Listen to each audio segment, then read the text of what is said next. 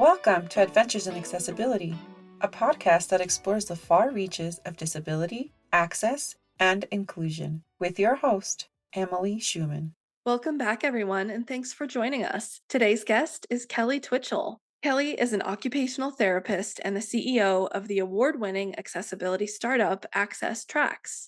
At 12 years old, Kelly made the commitment to pursue a career in healthcare after her mom had suffered a massive stroke and she wanted to help others like those who helped her mom. Her journey to entrepreneurship began in 2016 at grad school. As an occupational therapy student at the University of St. Augustine for Health Sciences, Kelly was inspired by local Southern California adaptive surfers to co-invent portable mats that empower people with physical disabilities to easily traverse outdoor terrain like sand at the beach. In 2018, Kelly launched Access Trax, which has since served families, nonprofits, and governments across 18 countries. Kelly enjoys volunteering at adaptive sport events and encouraging the next generation of social impact entrepreneurs.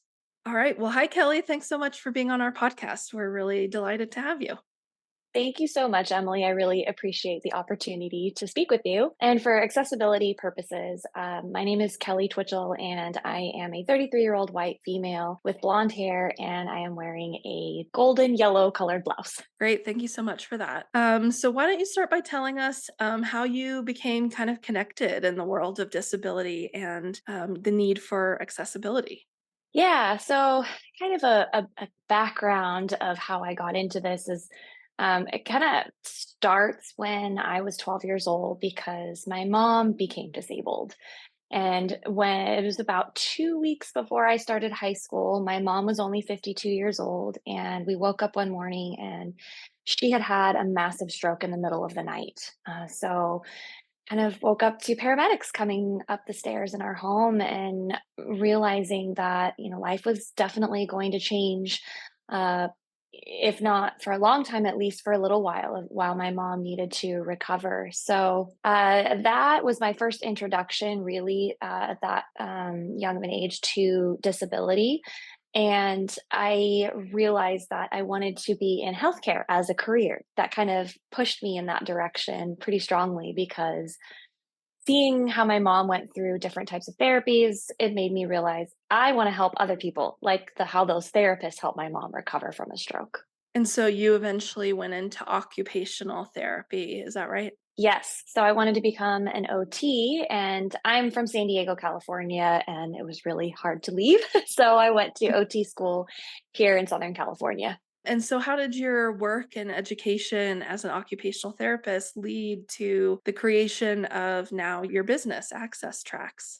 When I was in occupational therapy school, it was in my second year of my master's degree, and we had a class called Assistive Technologies.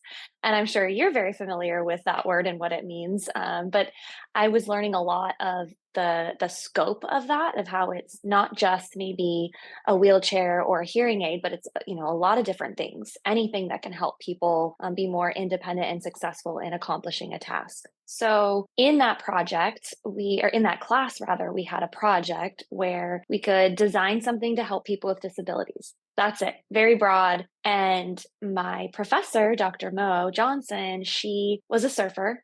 And, California is known for the surf and that culture. And she wanted to know if any of the student groups would be interested in trying to help the adaptive surfers. So my classmate and I, who had worked on a couple of other projects in previous classes, we said, absolutely, let's try to help the adaptive surfers. And we wanted to help them cross the sand using their wheelchairs or mobility devices.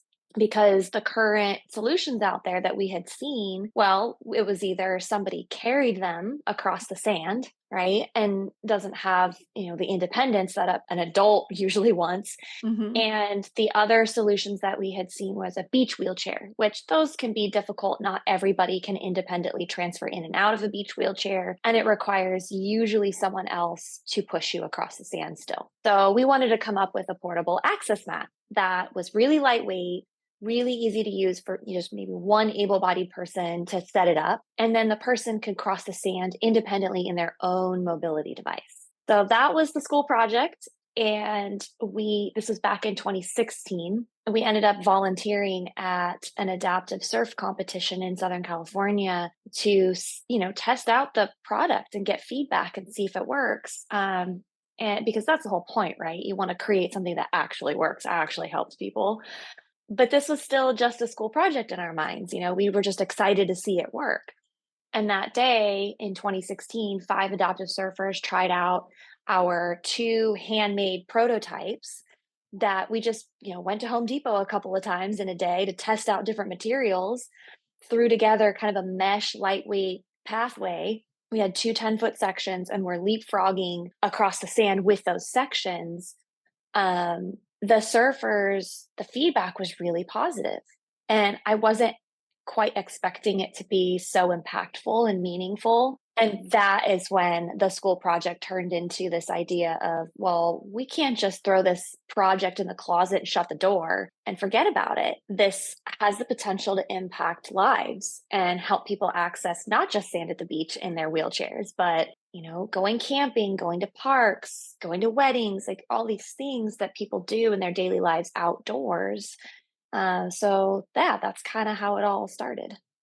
And I imagine over time, since that first project, you've kind of iterated on the design. And so I'm curious, of course, without giving away any trade secrets, can you tell us a little bit more about kind of how does it work? What is it made of? And, what does the design actually entail? Yeah, so you are absolutely right. We definitely iterated from the school project. Originally, it was like mesh plastic chicken wire with aluminum rain gutter covers zip tied to it, and it was a hot mess, but it worked. That was like the minimum viable concept, right? And then from there, we had to figure out how can we manufacture this that where it looks cleaner, safer, more functional and durable to actually help people over and over and over again, and maybe not just a couple of times. So in Southern California, we got to work of finding a local manufacturer who we could meet face to face with and try to figure this out. And we found someone. So they were willing to do a small run and do some prototyping with us. And of course, we had to pay for it, which is difficult on a student budget, but Mhm. we made it work. And partially because we, through our OT school, found out about a global business plan competition that was going on that our students were allowed to apply for because it was part of the school network. We won some funding, we won some grant funding to help pay for that initial batch of prototyping, which was awesome. So we got a first prototype, which was made out of what's called HDPE, which is high density polyethylene plastic. It's a recyclable material. They made sure that it was UV stable so that it wouldn't just break down being outdoors in the sun. Mhm.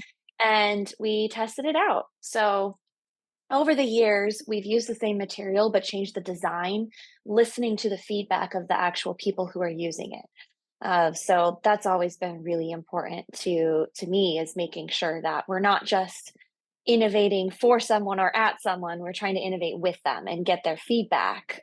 So the current design today is 36-inch by 36-inch square mats that are only an eighth of an inch thick, and they weigh 5.2 pounds each. They connect to each other on all 4 sides using industrial grade Velcro hinges. So it's really user friendly and easy to understand how they work. And the mats just accordion fold when they are connected together. You can just fold them up, so you do not have to disconnect each piece every time. Wow, that's really cool. And what kind of impact have you seen Access Tracks make for people with disabilities who've used them? Do you have any favorite accomplishments or use cases that you've seen over the years as people have started using these? Yeah, that's a great question. I think getting the feedback from families, businesses, nonprofits, events, and even government users has really shown me the broad scope of what the product can do for people. Initially it was invented for adaptive surfers, right? And then very quickly we were told, actually, I use this on grass and it works really great too. Or some people in Canada have used it over snow. Because otherwise, you can't get through snow with especially like a power wheelchair. So it's given people more independence, more freedom, also spending more time with family and friends in the outdoors, like for recreation. One of the use cases that is one of my favorites is I heard from a father, a young father who had two little kids, and they lived, I want to say maybe Michigan, and they're on one of the lakes. And he would, with his wife, they would take the kids to the beach and play in the sand when they were little. But dad always had to hang back on the boardwalk of the beach, you know, tens of yards away and couldn't really be in the action because he used a wheelchair and there was no beach accessibility there. And he said that when he got access tracks for for himself, that the family all benefited and that daddy no longer had to sit and watch from afar. He could play with his boys or his kids on the sand and be together. And that just really hit me because growing up with my mom having a disability, I also can relate to family dynamics changing when somebody faces like either a physical barrier to accessibility, but also a social or attitudinal barrier to Mm. accessibility, right, in society. So if I can help solve one of those barriers, it really makes me feel good, like all this hard work of starting a business and not knowing how to do all of this from the beginning, figuring it out was totally worth it. Yeah, and I think, people with disabilities have the right to equal access to recreation. And I think that's one Yeah. area where people with disabilities, continue to be left behind in Mhm. a lot of ways. So it sounds like you first, became introduced to disability following your mom's stroke. And so I'm Mhm. wondering, what do you wish you had known sooner about disability? I think a couple of things. One, I think that as a kid in public school, I should have been exposed to it more at a younger age with that inclusion in the schools. So I know thinking back, like I remember there were specific classes where kids were, called special needs, right? And they were in separate classrooms and not integrated. And I feel like if there was more inclusivity in the schools too, I would have been so much more educated on just the normalcy of it. Like, yeah, there's a lot of people with disabilities in society. And so what, right? They're just like you and I. They do things in an adapted way sometimes. And that's normal. I think normalizing it should have been more apparent to me at a younger age. And when you're young, you don't have as much control. It's the external factors of society and school and your family dynamics and things that you see around you that are more responsible for the inclusion, right? But as you get older and you're more of an adult, it's on us, right? Like it's on us to try to educate our family and friends once we have that knowledge and that experience to say, hey, anybody can become disabled at any moment in our lifetime. So let's act like it, right? Let's treat our potential future selves with respect and our peers in society with respect and to say, let's make things more accessible and inclusive for everyone. So I think that's one of the things I wish would have happened when I was younger is like being more exposed to disability and normalizing it. And then I wish that there was more advocacy and allyship for people with disabilities. And at what point, kind of in this journey, did you first learn about the Americans with Disabilities Act? And kind of what has your experience with that been? So obviously when my mom had her stroke, I started to learn about, whoa, I'm literally faced with those barriers alongside my mom and thinking, so are these supposed to be accessible? And then kind of learning a little bit more about the laws and the rules because they became patterns. I could see patterns of, okay, so there is usually a ramp if there's stairs, or there's usually an elevator if there's stairs, things like that. I would start to recognize, but I didn't really know that that was necessarily because of the ADA. And Mhm. then I think it wasn't really until closer to being in OT school that we learned a lot more about the specifics of what is ADA, like what had to happen in order for that law to be passed, and Mhm. all of the people that made that happen. It's just, I think that there should be more education again in schools about that. Like, I wish I would have learned about that in high school. It's a pretty important topic. Mhm. It might have been just breezed over. But yeah, I think between my mom having her stroke and then being in OT school, that's when I really learned a lot more about ADA. So, as an entrepreneur, I'm curious what you think kind of the role of entrepreneurship plays in really advancing accessibility. And what advice might you give to other aspiring entrepreneurs who are kind of in the same space? So, for other entrepreneurs who are wanting to innovate in the accessibility disability space, I think that there's so much room for other entrepreneurs to innovate. I encourage everyone to kind of think about how we can work alongside this population and help make things better in the world, right? Whether it's a product or a service. And I really enjoy being able to go to different schools too and encourage social impact entrepreneurs to be thinking about no matter what product or service you make, there should be a very dedicated and obvious thought process towards accessibility. So just because you're not maybe directly innovating in accessibility doesn't mean that you shouldn't be including that in your thought process and your product and service development. So any entrepreneur should be looking at this population. It's a huge population, right? It's like over 1 billion people worldwide have some form of disability. And as I mentioned before, anyone can become disabled at any point in their life. So these products that you already have in your home, it sure would be nice if a lot of them were already using the concepts of universal design and being accessible just from the get-go. But for new entrepreneurs developing something, I think that's super, super important. And I loved what you said too about making sure that when you're developing products, developing them alongside people with disabilities, not just Yeah. for them or about them, but Mhm. with including that input as well. Right. Yeah, that's huge. I mean, these companies that have been around for, decades to hundreds of years I'm starting to see just now them going, "Oh, maybe I should develop a makeup applicator that's specific to people with disabilities with decreased dexterity or tremors or, whatever it may be." And it's like, "Wow, you're just now thinking about that." Great. Okay, but let's make sure that in your product innovation that you're including focus groups of actual people with lived experience with disability and that you're talking to them and including them throughout the whole process and not just at the final stage of testing, but a Right. little bit before that too if you can. Yeah. Yeah. So what's next for Access Tracks? Are there any upcoming projects or partnerships that you're particularly excited about or any big goals that you have for the future?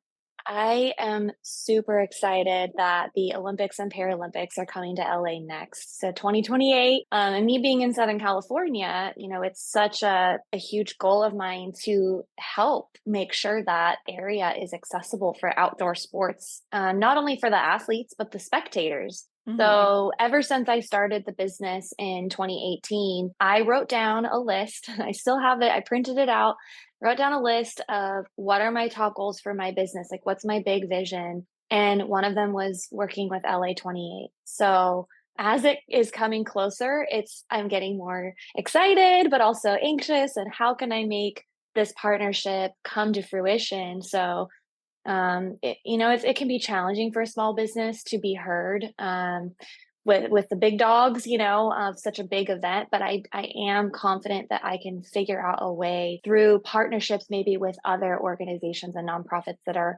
already talking to those stakeholders. And how can I help at the end of the day make things accessible for everyone to enjoy the games? Well, I really hope that happens for you. That sounds Thank it you. sounds like it'll be excellent. So, what would you like our listeners to know, particularly those listeners who maybe are not entrenched in this work every day, just simply about accessibility and why that's so important. Mhm. And, maybe even how things that are made for accessibility can end up benefiting everyone as well. Yeah, I would say, in addition to some of the other feedback about, okay, well, universal design should be standard in all product and service development, but so why? What's the big deal there? What is that? And it's this concept of universal design is that something is purposefully created to benefit the most people that it can right from the get-go. And you kind of get the concept of universal design of like benefiting more than just a person with a specific need is okay, how about curb cuts? Right? Like you're on the sidewalk and you have a curb cut at a crossing, and that helps people who use mobility devices, but it also helps people who are pushing baby strollers or who are moving heavy equipment on a wheeled cart or something like that. The design is made to help kind of everybody and not just the one specific group. So that's something that I always try to help paint a picture of when people are curious, like, but why? Like, why do this? Well, Mhm. it's because it just helps so many people. Yeah, and I think you already said kind of the most important thing, I think, which is that disability is something that's likely to impact every single one of us, either Hmm. ourselves at some point or someone we love for sure. So, Right. Yep. yeah. So after today's episode, if people want to connect with you, what is the best way for people to get in touch? And do you have any specific calls to action for folks that you'd like to share? Yeah. Okay. So, a specific call to action. One thing that's a little bit of a follow up to the last question is, so I find out that it's important to include accessibility or universal design in my product or service or business. But how do I actually make it happen? And I think that people get this overwhelming feeling of, I don't know what to do and how to do it. And also, it's probably going to cost $1 million. And I just really want to reinforce that that's not the case.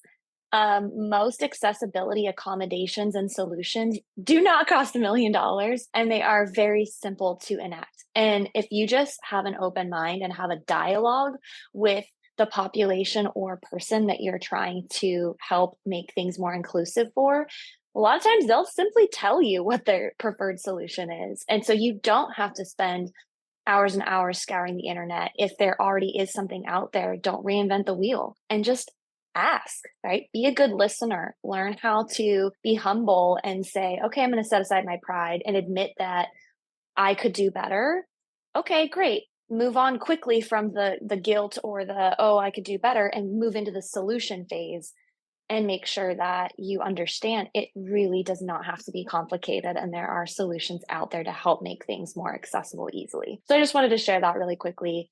And then how people can get in touch with Access Trax and myself. So we have our website, accesstraxsd.com, and that's tracks with an X. We are on Instagram, LinkedIn, Facebook, and we love connecting with people.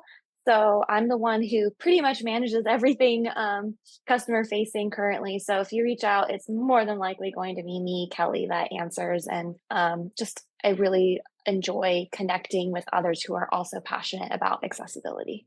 And listeners will be able to find those links in our show notes as well. So, as we wrap up today, is there anything else that you'd like to share with listeners or anything we didn't ask that we should have? One thing that I would say is for any business, but especially Access Tracks identifying as a social impact business, I appreciate the opportunity to give back to the community. And I feel like, of course, every business should have some sort of social impact thing, but I just wanted to share that one of the things that we do every year is we partner with like almost 20 different organizations in Southern California. And we have created the first ever San Diego Adaptive Sports Recreation Resource Fair. And that happens usually every June. So if there's a listener who's close to Southern California, stay in touch with us and subscribe to our email newsletter too, because we'd love to see you come to our adaptive sports fair that happens in June in San Diego every year. Great. Well, thank you so much for sharing that. And thank Yeah. you again for your time today. It's been wonderful talking to you. Thank you so much, Emily.